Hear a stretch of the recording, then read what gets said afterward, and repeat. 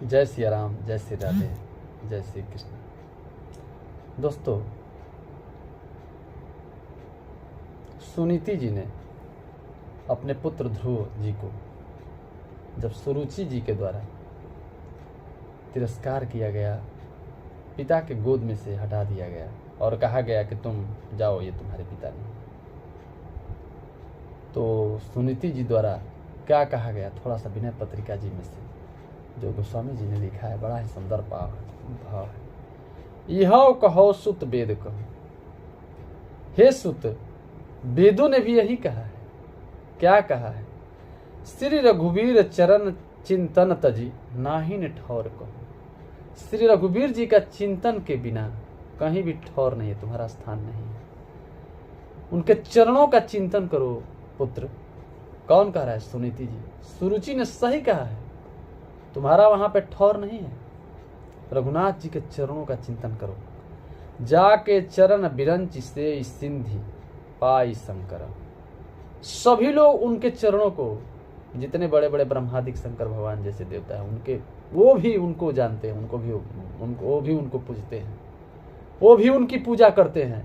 तुम हम क्या हो? उनके बिना कहीं तुम्हारा ठौर नहीं है, कहीं तुम्हारा स्थान नहीं है, कोई तुम्हें स्थान नहीं देगा। सुख सनकादि मुकुट विचरत त्यों भजन करत अजहु।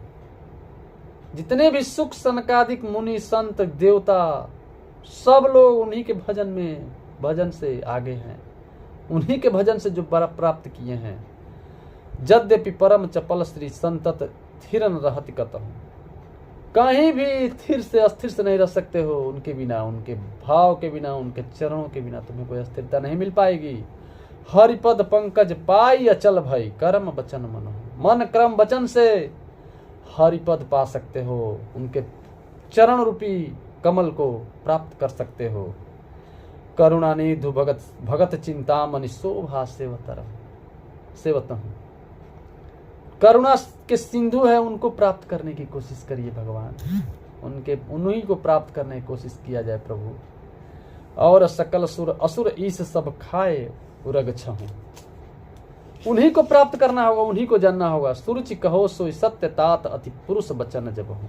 तुलसीदास रघुनाथ विमुख नहीं मिटाई विपत्ति कबहु। उनके बिना, तुलसीदास जी महाराज कहते हैं कि आपकी विपत्ति कभी नहीं उनके बिना मिट सकती है।